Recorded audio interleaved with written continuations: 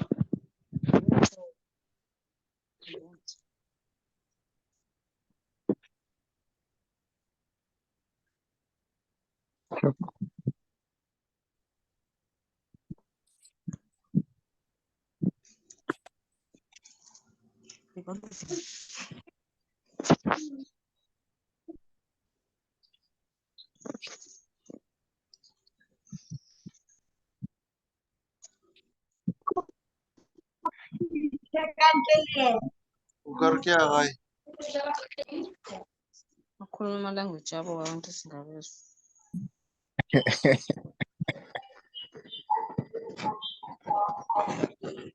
oh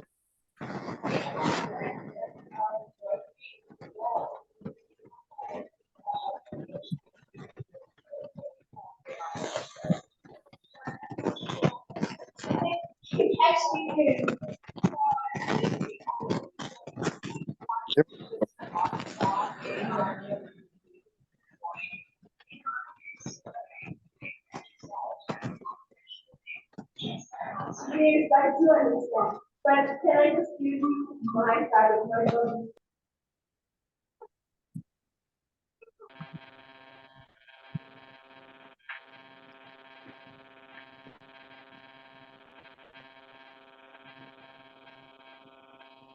It's not a problem, but we don't have thinking. We don't have to. You don't have to Mbokani leave na. master. You can still Mbokani stay na. aboard. It's just that Prof. just mentioned this a bit too late. You see.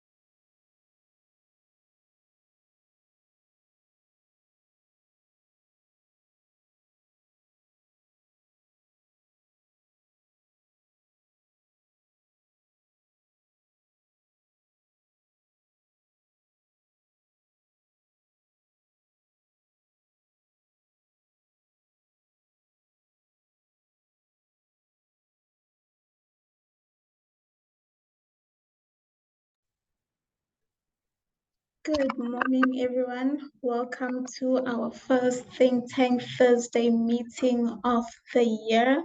My name is Liliet and I will be your host for today. Some ground rules, as we may already know, please make sure to mute your microphones for the duration of the meeting. The sound does disturb other participants. Let us also avoid drawing on the screen because, hey, some of us have great IT skills. So welcome to our first Think Tank Thursday meeting of the year. So on our last Think Tank Thursday, we gave tips on managing expenses. Now we will focus on creating a budget to achieve financial goals. Thank you to our guest speaker, Ms. Nazari Turkey, for agreeing to share her wisdom with us. Some background on Naseera. Naseera is the CEO and founder of Azuri Capital Coaching and a director at Legacy Wealth Solutions. Naseera is a highly respected independent financial coach known for her contributions on a global scale. She has earned international recognition and accolades for her remarkable work. Ms. Naseera, are you here online with us? Good afternoon, ladies and gentlemen. Thank you so much for that warm welcome. Thank you, Naseera. You are definitely welcome. Thank you so much for agreeing to come here and share your knowledge with us on how to budget, especially for this year. You know, we come from January where things might have been tricky. We're trying to better as we call it, but now this is the time for us to budget. So thank you so much for availing yourselves. Please, for those who are joining us, make sure to mute your microphones as you do join the meeting. Ms. Naseera, the platform is yours. Okay, just for ease, you can call me Naz. Okay. I think it's a lot more easier. The tongue does get tied up a little bit. Most people remember the turkey, but you're more than welcome to call me Naz. Most people call me Naz. And again, thank you so much for having me, SA Youth. I think for me, one of the biggest passions that I have is financial education, is to educate everyone out there. And today we have a vast audience. I've never done anything like this before. So I've worked on a global scale with different people from different walks of life. But I mean, having us being online, it's become part of our lives. I mean, if COVID taught us anything, then we can connect to anyone and in any country at any time. So I think that's the most important thing, is that, you know, knowledge is power. And now we are not limited in terms of the space that we have available to us in terms of modern technology and AI. So a warm welcome to everybody. I'll give you a little background about me so you get to know who I am before we start the program. So my name is Naseera Turkey. I am a financial coach, and like Lilith explained a little bit about me, my passion lies with coaching men and women. And the reason that I do that is because I have found that most people have a tendency to not understand their money habits and their money behaviors. And as we go through the slides today, you'll actually understand how your emotion and how your value add to budgeting and having to put certain rules and regulations for yourself becomes very tedious. It becomes a very hard job. And I mean, what perfect time to start this is the beginning of the year. And, you know, we always tell everybody, you know, we need to have a New Year's resolution. Sorry, Ms. Naseera, you are muted. Please do unmute yourself. Sorry, there was load shedding. That's also part of our lives. All right. And I think one of the things that we talk about budgeting is about understanding your financial well-being and understanding at the beginning of the year, every single person out there has got some sort of budgeting place. I think there's somebody talking while I'm talking, so I don't know if you can hear that. I'm trying to mute the ones which are talking. I will just switch off my camera for the remainder of the meeting, and I'll give you the platform. No problem. Thank you. Okay, going back to your budget. So today is all about budgeting and understanding that we're starting 2024. Today's the 1st of February. It's your first Thursday of your think tank. What plans have you for yourself for 2024? But I think before we kickstart, I always ask people, what have you thought about for 2023? What is it about 2023 in terms of your budget and your financial well-being that you think that you need to change? What is your money habits that you think that needs a little bit of a tweaking, or that you need a little bit of lessons to be learned. And that's what the class is all about today, is please take a pen and paper and make some notes so that you could utilize it for the coming months as you grow your financial wellness and as you master the technique of budgeting and having to be able to be more effective in making sure that you save for a rainy day. So as we get started, I always tell people that at the end of every year, that you need to make sure that you sit down and you ask yourself, what are your goals for the year? And with the year just starting, we always go back to where have we come from? So looking back at the last 12 months, in terms of your financial situation, because we're talking about money and we're talking about budgeting for not just the coming months, but for your future. So what have you done in terms of your 2023 goals? Did you overspend? Did you spend too little? Did you spend too much? Are you a people pleaser that you cannot say no to people? Are you paying black tax? What is it that in your spending habits during the last 12 months that you could pinpoint where you were good and you actually stuck to your plan, or where were you bad? So bad meaning that you always said yes to something, or that you were having a bad day, walked into a shopping center and bought an outfit that you know for the fact that you can't afford, or that you've got bills with certain clothing houses that have amounted to a huge amount, and you waited for the end of the year of hopefully getting a bonus so that you could pay off the debt.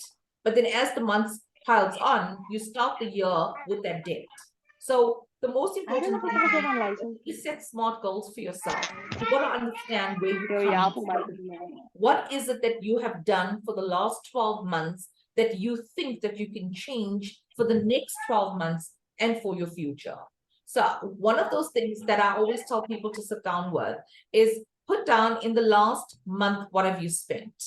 Now we've had Christmas, we've had all the holidays, we've had the kids at home, we've had our new year. Some people were lucky enough to get bonuses. Some people did not get bonuses. So how did you plan to spend your money during that December to make sure that when January came, that you had sufficient funds available, either for your school fees for your kids, for your tuition if you're studying further, to paying off your debt. So as the year progresses from year forward, what changes have you asked yourself that you can do that can better your financial situation so that you don't make the same mistakes that you made in the last year? And that's where the goal setting comes in. It's part of budgeting. It's part of paying off your debt. It's part of setting the tone for yourself going forward. And as we progress for this afternoon's session, you'll be able to see the difference between a SMART goal and what is a SMART goal, and how that you can actually take that into your daily life. And if you put it into your daily life, you'd be surprised as to how successful you can be in terms of good money habits. And the key behind it is that you've got to have a very clear and specific goal. You've got to understand what are your strengths and what are your weaknesses. And you've got to be extremely, extremely honest with yourself. If you're a person that likes spending money, but you are not accountable for it, then you can't sit down and be honest in terms of your budgeting. So you've got to make sure that you have that honest conversation. And knowing how to set SMART goals is a skill that every individual will become familiar with. There's no such thing that, listen, I need to have a degree. You don't have to have a degree to be able to understand what it is to budget, but you've got to have simple principles in place. And one of those key principles is being honest with yourself and being transparent with yourself.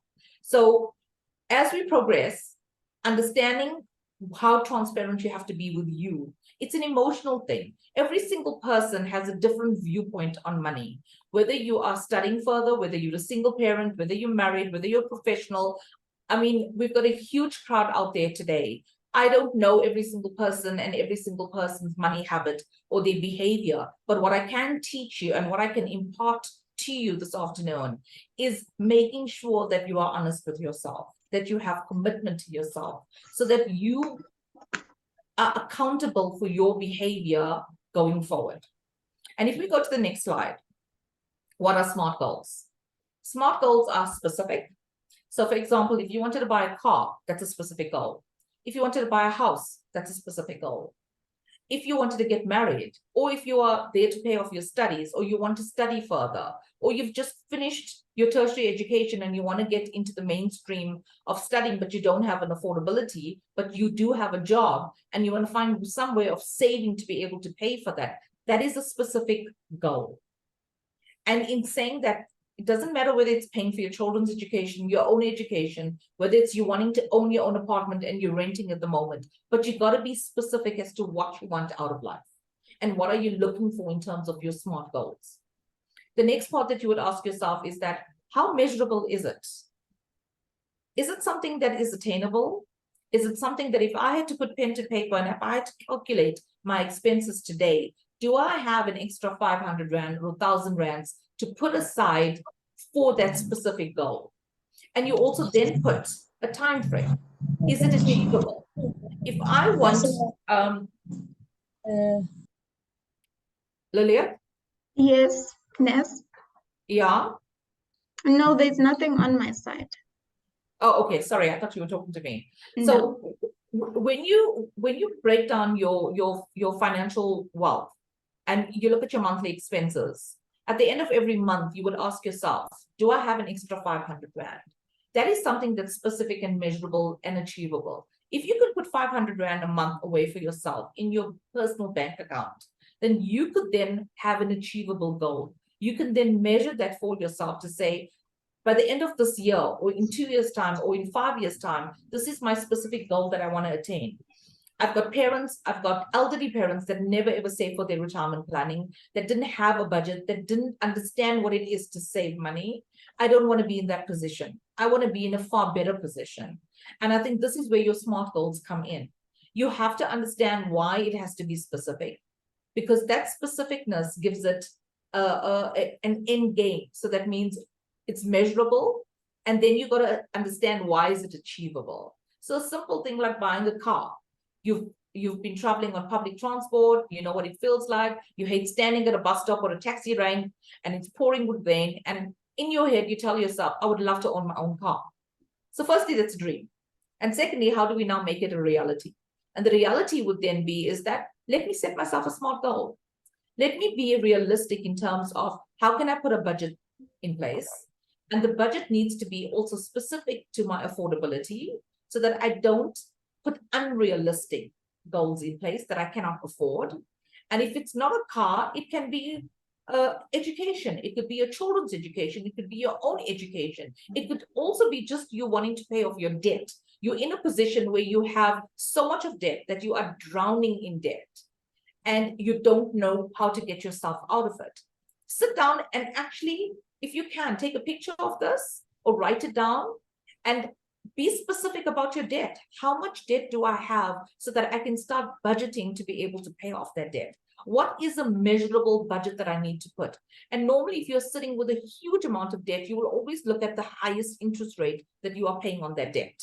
So if you are paying 25% compared to a smaller loan that you have for 5 or 10 or 15%, you'll always aim to pay your highest debt interest rate first before you start paying the smaller ones.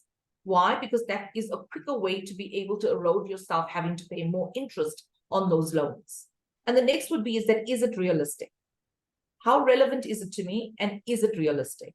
So based on the fact that I need to be honest with myself, and it's an emotional thing, having SMART goals and having to sit down and put a budget in place, it's a very, very emotional thing. As part of my coaching strategy, when I sit down with clients, and that could be from single parents to single people to professionals. In fact, I'd seen a couple yesterday that are just fresh out of varsity, where they've just basically earned their first salary on the 25th of January. And this young couple came to me and said, listen, we don't want to spend our money. We want to be smart about our money goals. We want to sit down. We have a specific goal. We don't want to waste that first paycheck on things that we can't be accountable for. So we sat down together. We did an entire budget. That means we took down what is your rent, what is your expenses, what is your transport, what are the basic necessities that you need to pay for, and what is left afterwards. So that was realistic. that was relevant. And now we put a time frame. Okay, so for how long can I save this money? What is my goal? Maybe I'm a person that would like to go home every year. I don't live, home is far away from Joburg. And every year I'm always out of pocket. I'm always short of money, either wanting to come back home or either to leave or whatever it is, or that I can't buy myself nice clothes and I would like to have a nice hairdo, whatever it is. But how do I budget so that I make sure that every time I've got to go on holiday or if I want to go home, I not only have enough funds, but I also have a measurable and a realistic goal. So that can help me to be able to be more conscious of my financial well-being. And in saying that, you also can work on, okay, what is my specific goal? How important it is for me to measure it? What does it mean for me to have an objective? What does it mean to set small goals? So if I want a goal for the next 6 months and I want to budget for it, how does it work? Simple explanation would be first and foremost, is that you need to be committed. How do you budget? Commitment is key. I can sit here and I can speak to you for as long as you want. But until you understand that the key to budgeting is discipline. The key to budgeting is understanding what is your commitment. Because the one thing that as individuals where we kind of fall short on is the commitment to understanding that if you say that you are going to put X amount of money away for yourself, you need to stick to it. You need to be disciplined. You need to have a long-term goal and you need to have a short-term goal. What is a short-term goal? A short-term goal could be anything less than 12 months or between 12 months to 5 years. And why we say that? Because between the 12 months, anything can happen to you.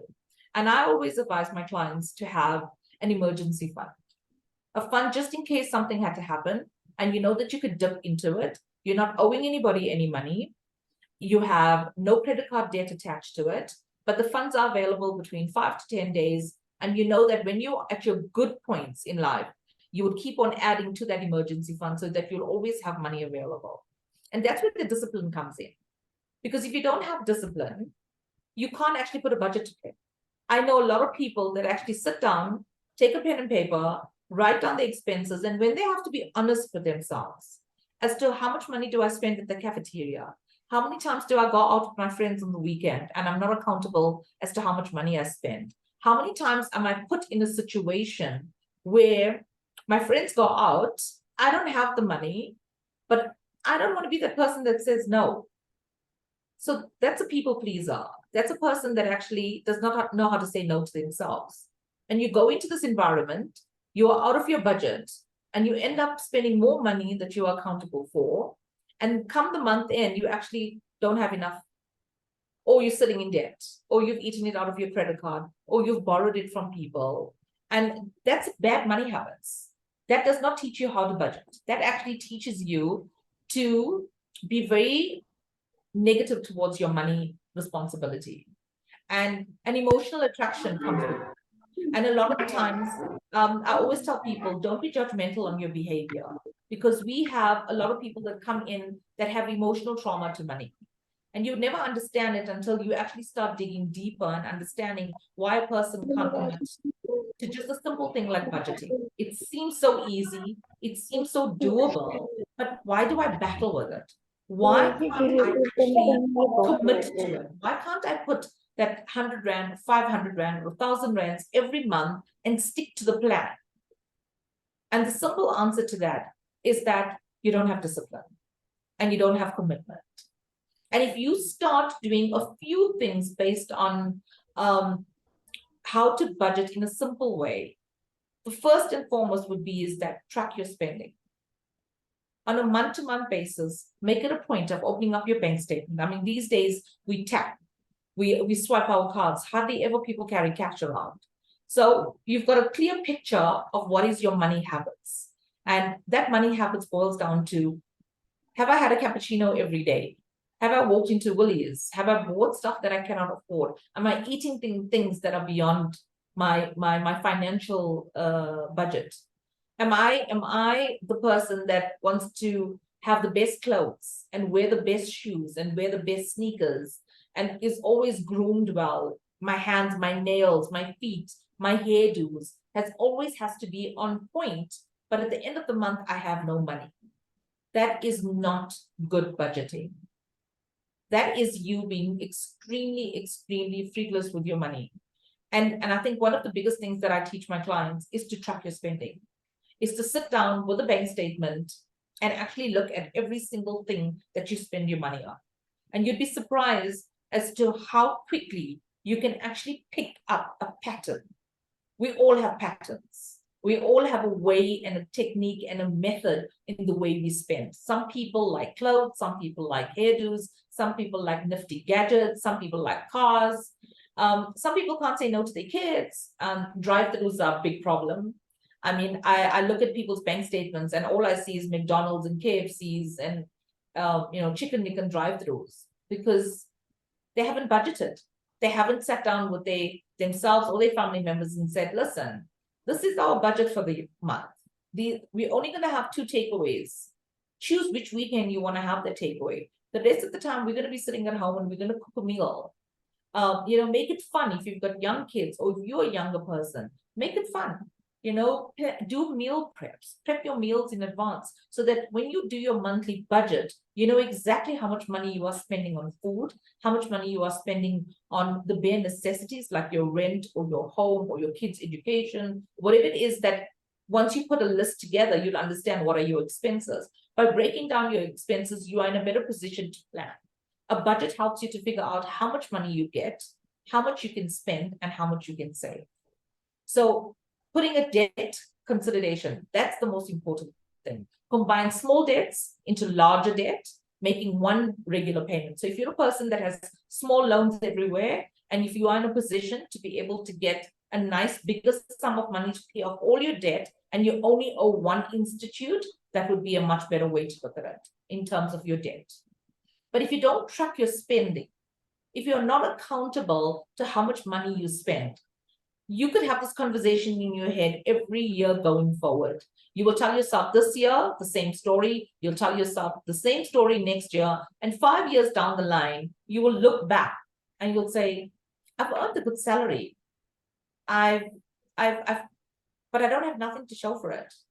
Or you could be in a position that I've earned really well, but I'm sitting in so much of debt. I got so much of debt that I don't know. I feel like I'm drowning inside. And that's an emotional problem. You have an emotional attachment to money, no commitment. And you need help. You would need to be coached. You need to sit down with someone that you can have an honest conversation and break it down to understand, where am I?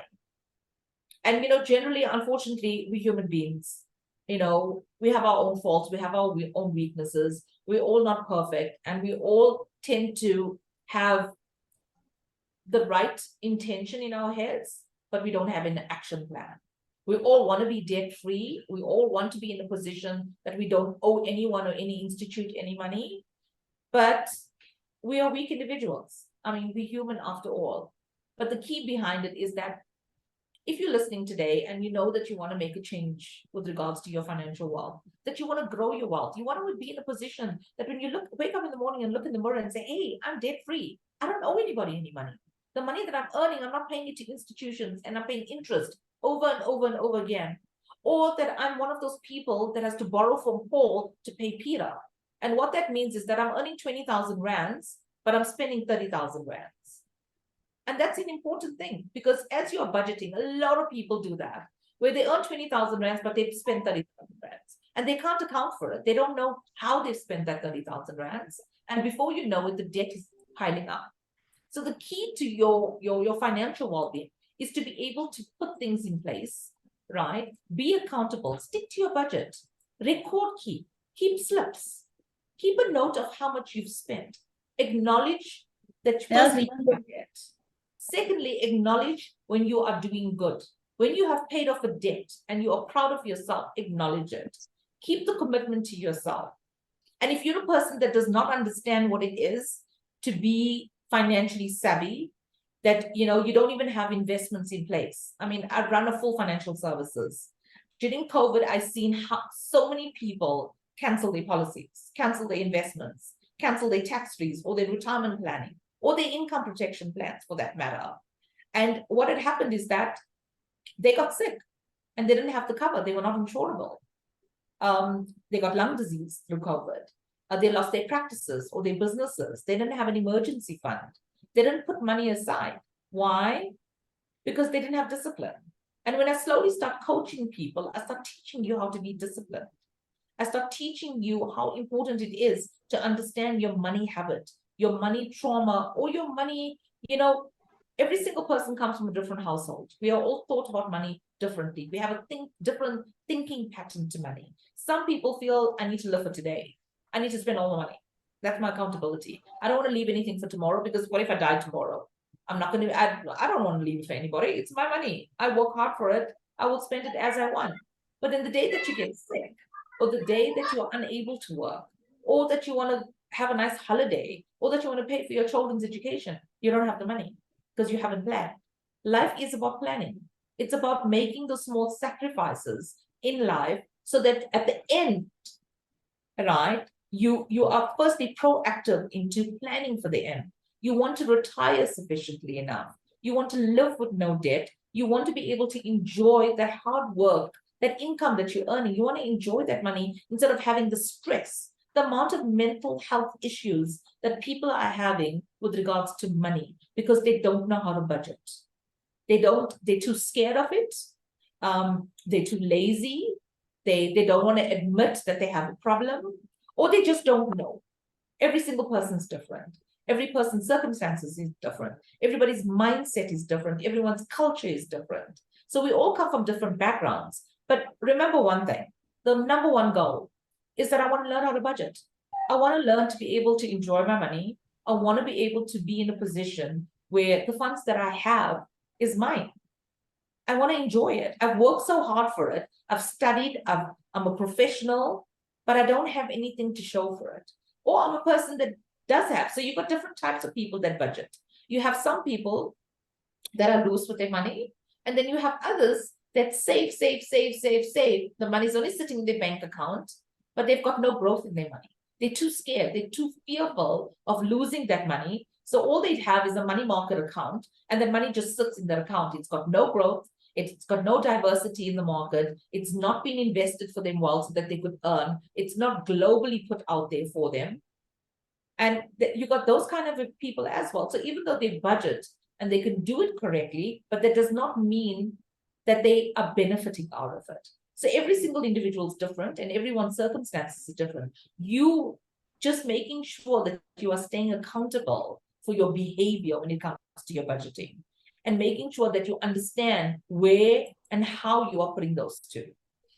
Next point, this is a very, very important one. And this tends to always bog people down. What are the needs and wants in budgeting? And I so wish that this was a much more open conversation. I see we have a hands raised. Lilith, I don't know if you want to take that. I think we will take questions towards the end of the Okay. meeting.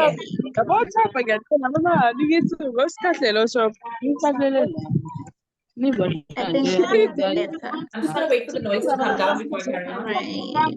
Can you hear the noises?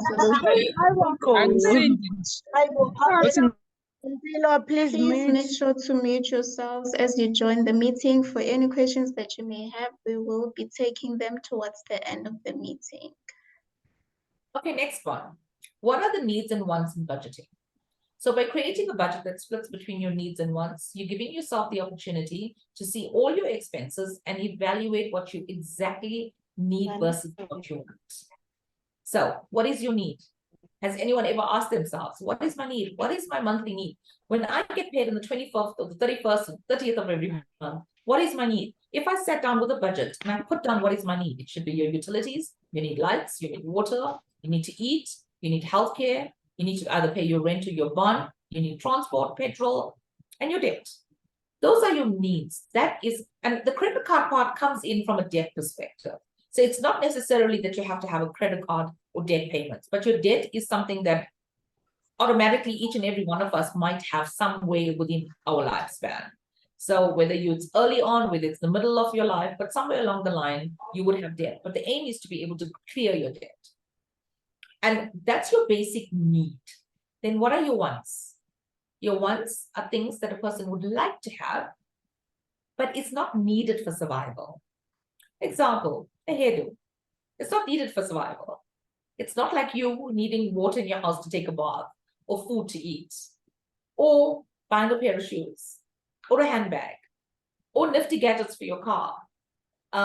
You may want to, or your entertainment. Your girlfriends are always going out and they're sipping cocktails at a nice, expensive place, and you got to have the hairdo, you got to have the shoes, and you got to have the cocktail. Do you really have to do that? And I think that's where a lot of people miss the boat, men and women. So women are not the only ones that are guilty of this. Men are just as guilty of it. And I think that's where the difference comes in, that you actually don't understand what is a need and what is a want. And while I coach people, I must tell you, I find the most strangest things that people will come up with as a want. And they will change that want into a need, and they try to convince me that that is a need, that they have to have it. It's something that has to be part of their daily requirement, or their monthly requirement. And that's absolutely not necessary. And I think being a woman, I understand women a little bit more better. So I know what hairdos are, I know what the cost of shoes and handbags are, and I've gotten to know my male counterparts as well. And some people love traveling. They will spend an arm and a leg on traveling, but not pay their debt. They would actually go on holiday on credit card and come back and still pay for that holiday that they've already had. That's not how you budget. If you want to go on a holiday, that's a specific goal. Let's plan for it. I've got clients that will come to me now in January and tell me, Naz, I want to go in December to Bali. What do I need to do now to plan for that holiday in December? And I set out a plan for them. I say, we need to invest X amount of money every month. What is the price of the tickets? Where do you want to go? Where do you want to stay? How, where, what? So even though it's a want, but we plan for it because we negotiate. We sit down and we work out what is your budget. Is it affordable? If you can't do it this year, then let's work for next year. If you've got a bonus, come talk to me. Let's talk about your bonus. Let's talk about that increase that you were not used to having. Let's budget for it as part of your savings. Let's incorporate it into it not being a need, but a valid want. I mean, how beautiful it would be that you can go on holiday and not look at your credit card, not look at who you owe any money, and come back and you've had holiday fully paid for. I mean, that's a beautiful feeling if you're able to do that. Or you come the beginning of the year, because you've saved through the entire year, you have your child's education fees upfront, and you're still getting a 10% discount if you're lucky, right? I mean, that's planning. That's making sure that you can actually attain those goals. And I think as women, we don't understand how good we are at budgeting. And no bad to the men out there. If you are the person that buys the groceries, think about your groceries, right? On a month-to-month basis, don't we look for specials? We're always looking for either washing powder or cooking oil or veggies or whatever it is. Or we got to do little lunch boxes for our kids. We're always looking for a good deal. We'll actually walk around with those little pamphlets and see, is it Checkers, is it Pick and Pay? Who's running the specials? That's budgeting. But that's just budgeting for your household. That's just making sure that you're saving on your grocery bill, right? Or on your lights and water in your house. How many times do we tell our children, when you leave the room, please switch off the light.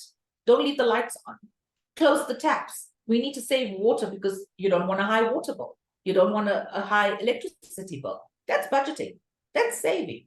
But you don't take the same principle into your personal life. You don't take the same principle into your everyday budgeting. And I think that's vitally important. Next one.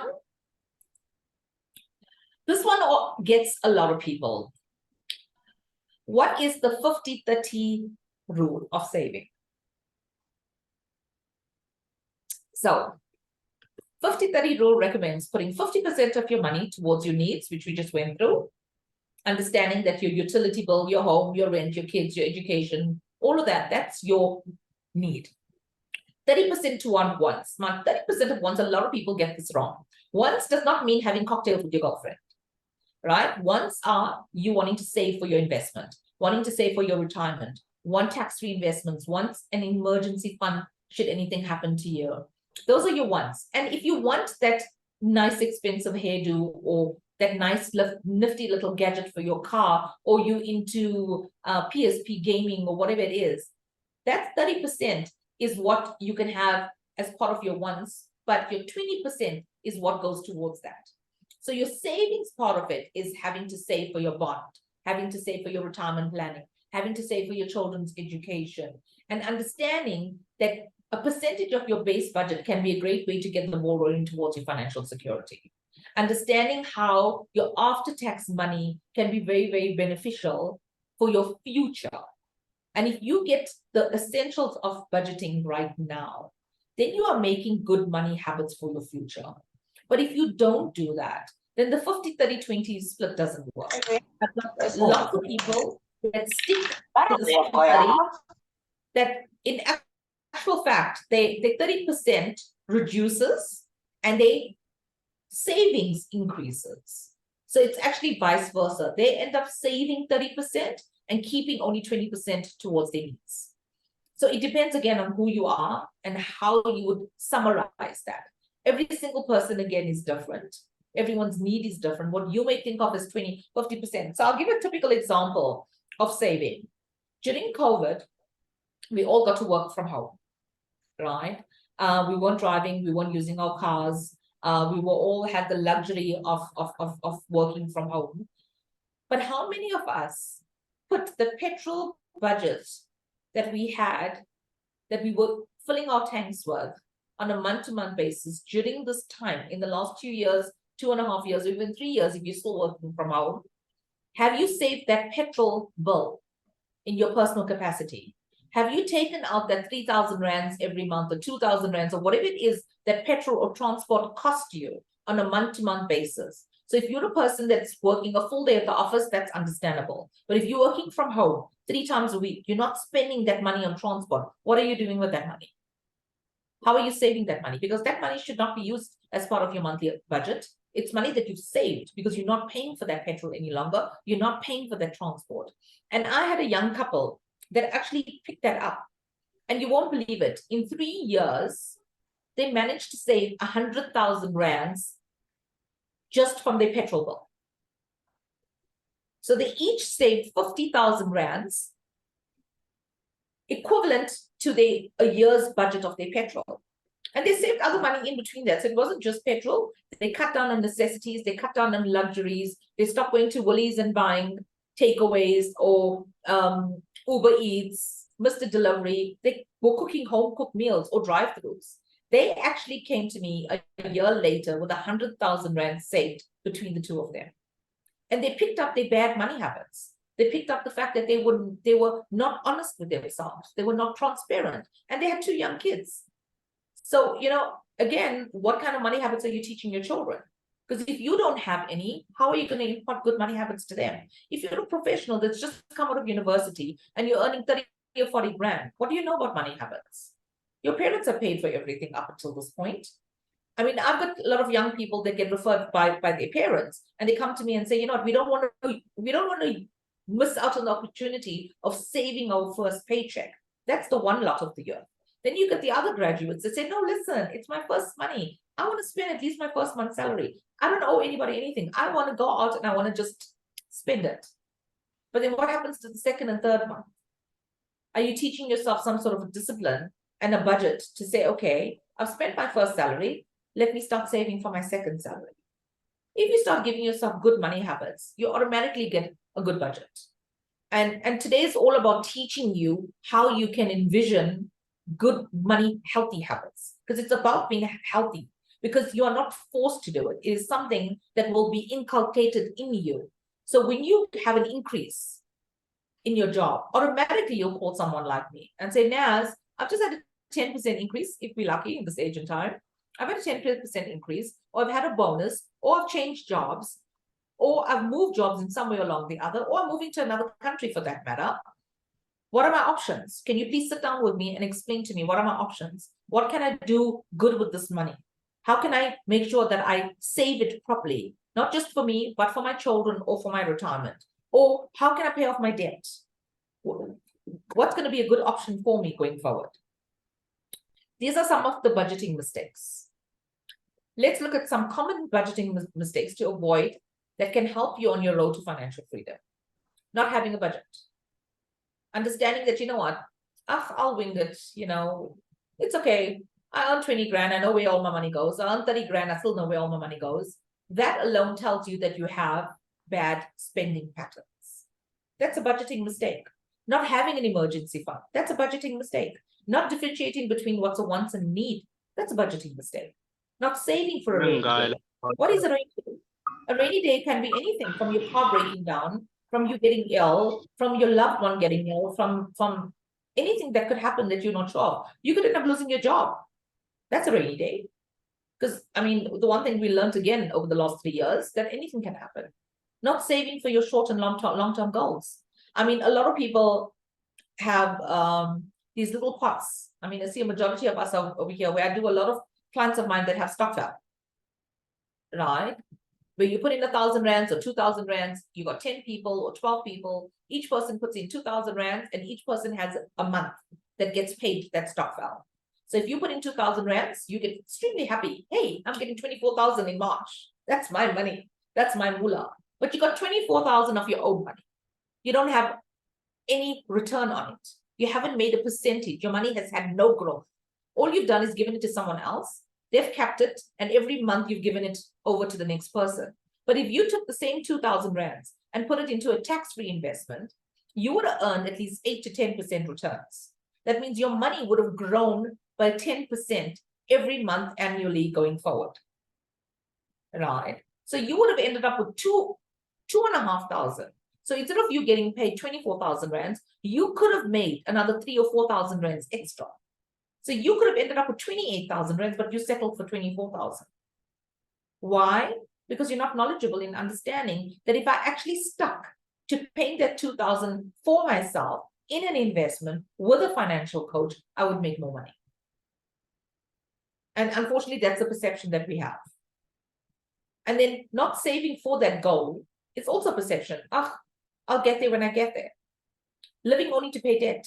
How many of us are guilty of that?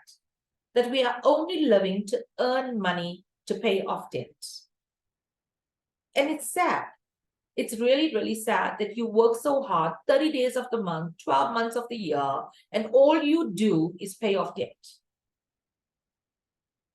And if there's anything that I can leave you with today, is understand your budgeting mistakes.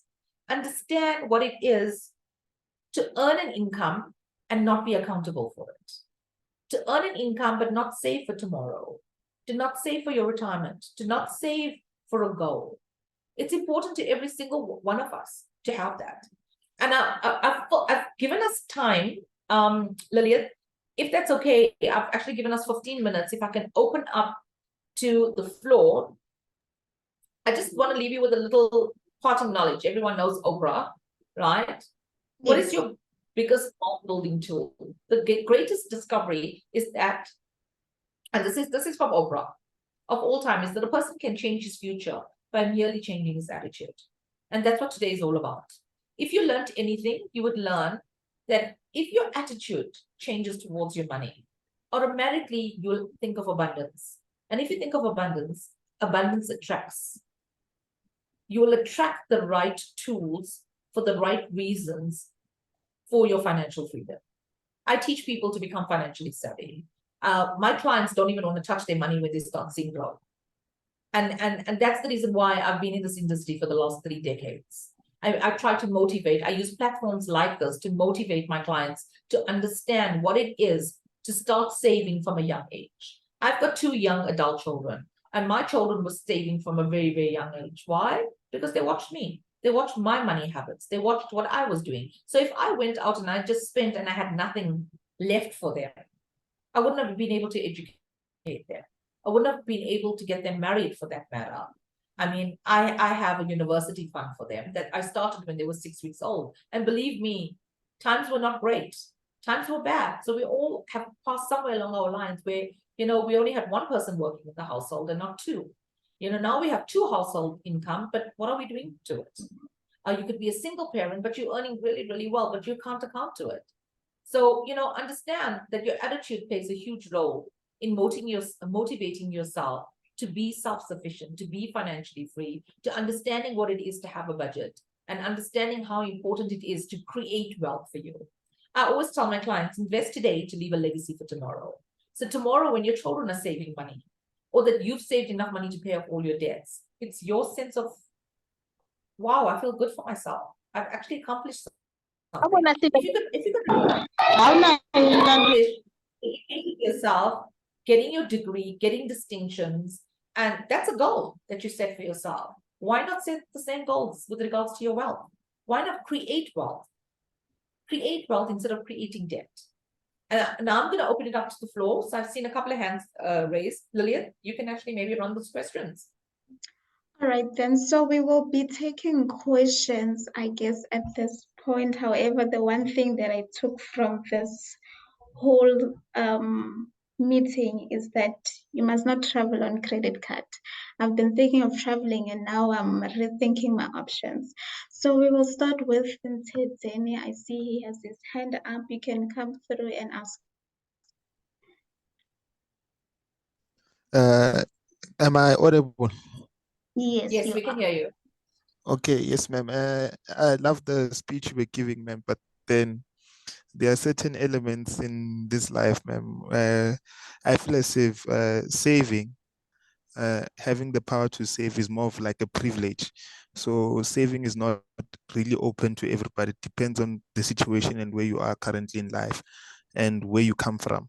So you cannot necessarily say you can save with the amount of money if you are earning minimum and your expenses are above the minimum. There's no way you could find yourself saving. So yes, in theory, what you are proposing is very, very good, but it also goes down to the attitude. But we have to be realistic and view it that way.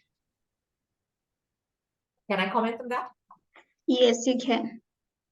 I agree with you completely. And believe me, I've seen and spoken to people that is just barely living above the belt or below the belt, where they don't have a single cent extra to be able to spare. And today is not about that. It's not about you understanding that, you have to go out and save or you have to do this. It's just about learning and involving yourself in terms of your budget and understanding that if you got a better job, so wherever your situation is, and once your situation improves, what tools are you left with? So if there's anything that you could learn from today, is the tools that's been given to you and the attitude that you have towards your money. I mean, I had a woman that did not have a single cent extra to her name. She'd actually worn my voucher, my coaching voucher at an event. So she couldn't even afford my fee, leave alone the coaching, but she'd worn this voucher.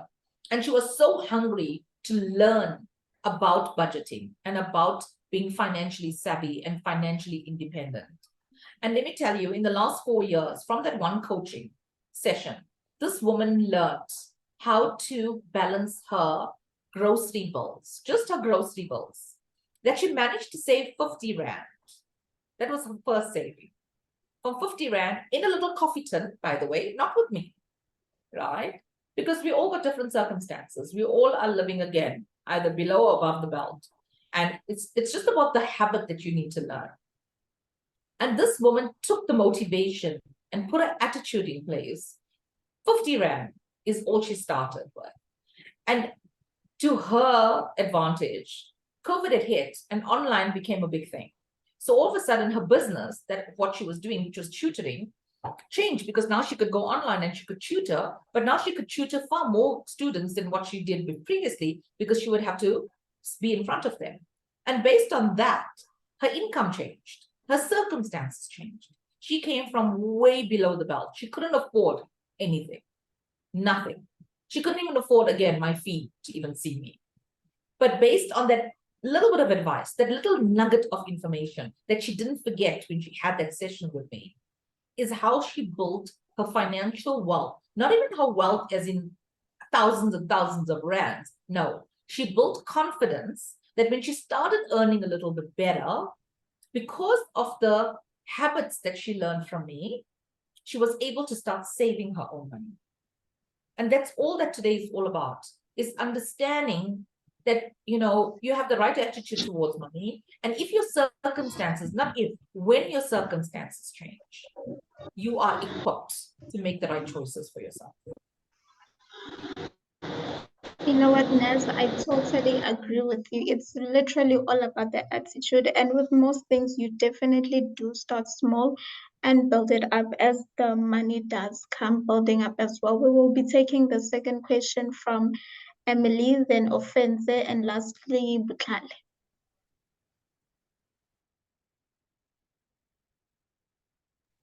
Good day, everyone.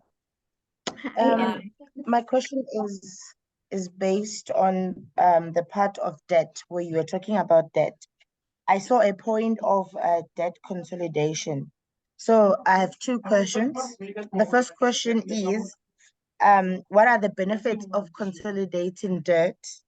And is it advisable for a person to consolidate debt? So I'll give you, So their I'll give you like debt. two different examples, right? So when we say debt reconciliation, you can't reconciliate your bond with something, right? You can't take a bond payment and a car payment, that's two big payments, and consolidate it to make one payment because they're two different entities. A bond is a home loan and a car is vehicle finance. So understand that those kind of debts cannot be consolidated. But what I'm talking about when you consolidate your debt is that if you've got smaller loans, right? If you've got a loan of 20,000 rands, 5,000 rands that you are paying to different entities, and you are able to take a bigger loan from one entity with one interest rate that you can negotiate, I would then suggest you take one loan, pay off all the other debts, and only have one debt. Firstly, you're saving on interest. Secondly, you are learning to be a little bit more vigilant with your money, and you're learning better money habit because you only have one debt. So your focus then would be is that any extra money that you have is only funding one debt. Does that make sense? Yes, ma'am, that makes so much sense. Thank you so much. Okay. all right, thank you, Emily. We will now take Offense. Thank you so much, Hannah. Thank you for Hi. your presentation. It was amazing. So can you recommend platforms to approach in terms of investing our money? I know you said to the other guy that we should start really small, so with 50 Rand. So what platforms can we use? Maybe online platforms that we can use to transfer our money so that our money can grow. Okay, so firstly, everyone take my details. I am a financial coach and I run a financial services. So that's the first step, right? So please take my details. You can like me on Facebook and Instagram. We are everywhere. So the first step would be is depending on the bank that you bank with, right? So I know FNB has Pocket Save, Standard Bank has Market Link, and I'm not selling bank products or brand names here, but they're simple, they're easy. I mean, like Standard Bank has a Momo account, which is like 5 Rand a month. You're going to earn small interest because you put in small money. But once that money gets to a certain point, then you're going to use my number and you're going to call me. And then we're going to sit down and we're going to build a financial plan for you because that's what it's all about. I mean, I see youngsters all the time. I see people that earn very little, but I've also seen those people grow with me. I mean, I have been in this business 30 years. I'm not here today. 30 years I've been doing this. But I'm very passionate in the sense that small money makes big money. And small circumstances changes to better circumstances. So look at the big picture. And that's the reason why when I speak about money, and even though I'm a fully fledged, so to give you an idea, I am a financial advisor. I run a financial services, but I don't call myself a financial advisor. I'm a financial coach. Why? Because I want to coach people to find financial freedom. So when you take an investment, you know exactly why you're taking that investment. You'll never ever let that premium fail you. You'll never ever let that policy lapse because you understand the conditioning behind it. As opposed to trying to sell you a product for the sake of selling you a product because you're just a client. No, that's not how I do business. So that's why I say, even if you got 20 Rand, 50 Rand, 100 Rand, it doesn't matter where you are. But go to FNB, Bank of FNB, I'm pretty sure you take my habit as well. But it's a pocket save account. So basically you're gonna accumulate a little bit of interest off there, depending on the amount of money that you're gonna put in. But once that money reaches a certain amount, please use my number. Call me. Let's sit down. Online meeting. Doesn't have to even cost you anything to even drive out to me. And we can have that conversation way too soon. Okay, thank you so much. I will get in touch with you. Okay, thank you. Thank you, Offense. Now we will give it to Nosipiwe.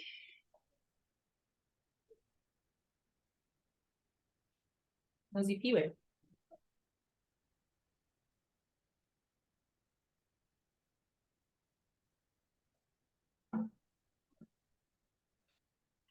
I think Nosipiwe didn't join Nosipiwe? with her microphone, so we are not able Yeah. to hear her.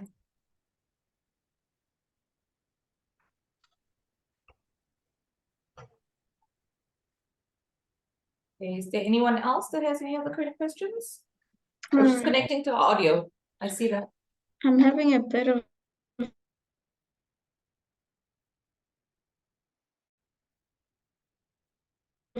the question. I see. Is it Bushle? Bushle. Bushle, you can come. Hi. Hi, I'm good. How everyone. are you? I'm good too. So, thank you so much for the presentation. Very informative because it's something that I've been trying to look into in the past couple of months. So, you as I've been my own saying, people give I would advise you to watch and stuff like those. Say, if I'm not mistaken, once we our finance of money that you guys charge. So how is it gonna work for us? Butle, so anyone that's coming from the SA Youth, I will make special arrangements with Lilith to give you guys a discounted rate. You got to get in contact with me and now that is looking for a financial coach. If you want a one-on-one or you want a group session, and if you want to put your funds together and come up with the money together where you know that maybe you're 2 or 3 friends, I can work in small groups or I can work on a one-on-one basis. Look, the whole aim today is about helping you to be financially savvy. It's not about making money. It's yes, I got to earn a living. It's my job, but I'm passionate about teaching people. So, I will give you a discounted rate and we can talk privately on that. But everyone that is online, please do understand that I love what I do. And I'm very passionate about teaching people and educating people and also showing you the ropes of how well you can invest and how it is possible out there. So, Butle, there's my details on the screen. Get in contact with me. Tell me that you are on the presentation today, Youth at Work, and then we'll take it from there. All right, then. Thank you so much. Okay. Thank you so much, Bushle. Is there any other person that please do make sure that you've completed the attendance survey that has been attached in the chat box. Hi, I have a question. Yes. Hi, Charity. Yes. Okay, so my question is, you mentioned something about when you have a specific amount, then we can come to you. Is there a specific amount, like a minimum amount to start investing? Well, look, you got different minimum amounts, right? So if you're a person that has 350 Rand monthly, up to 500 Rand a month, we can definitely put something in place for you. Anything below that, unfortunately not. But if you got a lump sum of 5,000 Rands, yes, we can talk. If you got 5,000 Rands and 350 to 500 Rand, definitely we can talk. It's small steps. I always believe in baby steps. If you've got less than that, then go the pocket save route. Where you start saving your money in your bank account until you get to that point where you know that you can come sit down with me. And let me give you a little bit of hope. There's not a single person out there that I've spoken to that I've given this kind of advice that has not come back. Because you get hungry to want to start saving. You start learning from this that, you know what, I need to do something for myself. I have to be honest with myself. And most of the time, people come in, we can even have a quick chat. You want to have a little Teams meeting on a one-on-one because it's private. Remember, there's so many people on this line at the moment. So you and I could have a one-on-one conversation. Like I said, I'm willing to give everyone a discount on this platform. It's not gonna, the one thing that I've learned over the years is that I've got to value my time and I've got to value who I am. If I give everything for free, that means I don't value myself. So that's also important in our line of work. And the same goes for every single person out there that's listening today, that you got to value yourself and you got to understand what is your value and what you're giving up. So I'm more than happy to meet you halfway, and you're more than happy to send me a private message and we can take it from there. Okay, All right, thank you I so see much. a lot of you still have a lot of questions coming through. Unfortunately, we have run out of time. If you do have any questions, please do take Nat's details, which are on the screen right now. Okay, they're talking about discounts. Must not miss out on discounts. So, um, so thank you so much to everyone for joining us. Naz, I'm not sure if we can still play your video now since we're out of time. No, it's fine. It's fine. You know what? I think that I like the Q&A more than anything else. It's not even about the video. It's amazing how time has gone past. I just want to say a parting shot to everyone that's listening. It's never impossible to save. It's never impossible to budget, but understanding first that you have a problem, understanding that you need help for yourself. So if you're a person that is unable to save, just understand that it's never too late. There's always tomorrow, and there's always someone like myself that's willing to teach you and educate you. Definitely true. Please make sure to take Naz's contact details. They are on the screen right now. Take the email, the number, and do contact her for any other questions which you may have. If we could just switch on the camera so we can say goodbye. This will conclude our meeting. Thank you so much, Naz, for availing yourself and sharing your wonderful wisdom with us. Thank you so much for having me. Sorry, Have a can I? afternoon, everybody. Bye, everyone. Sorry, can I?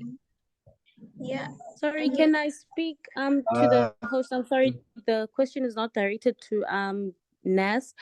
I've changed my numbers and I've been trying to contact the youth at work and it hasn't been replying. So I don't know how to enter meetings anymore, and they haven't been contacting me on the emails. I'm only able to enter the meetings when someone else sends me the link. Okay, can I just get your name and then can I get your Yes, name my name first? my name is Lucho Kolozan. Luto. So Yes. Luto, you can write down your number in the chat box, ne? And then we'll update it on our side. Must it be directed to you or must I just like put it on the chat box? Just in the chat box, it's fine. Okay. You can direct it to the host. So, thank you. Okay. All right then. Thank you to everyone. Bye. Hope you guys have a wonderful day moving forward. Thank you. Take care. Bye. Bye. Bye. Bye. Bye.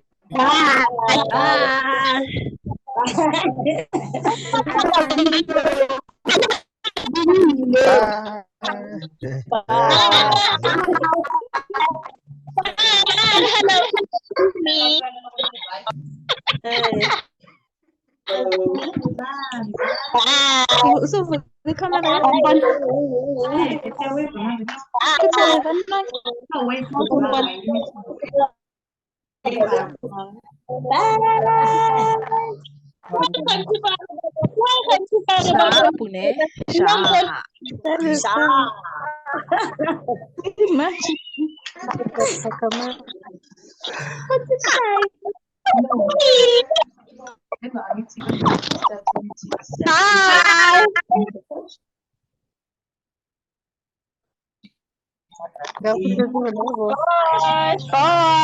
Não, mas você falou bye.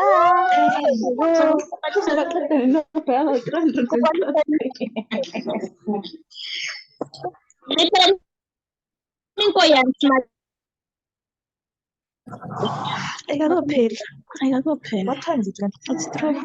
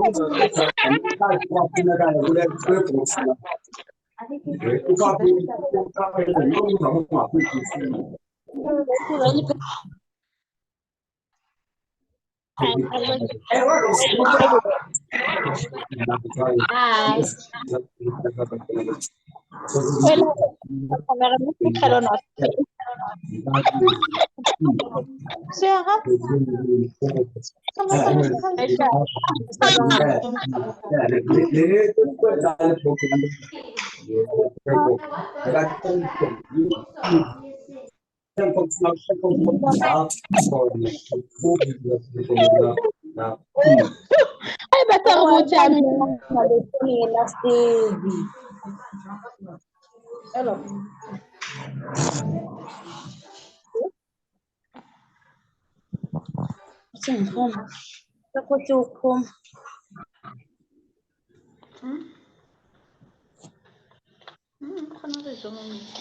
Hello, can I talk to someone from yours?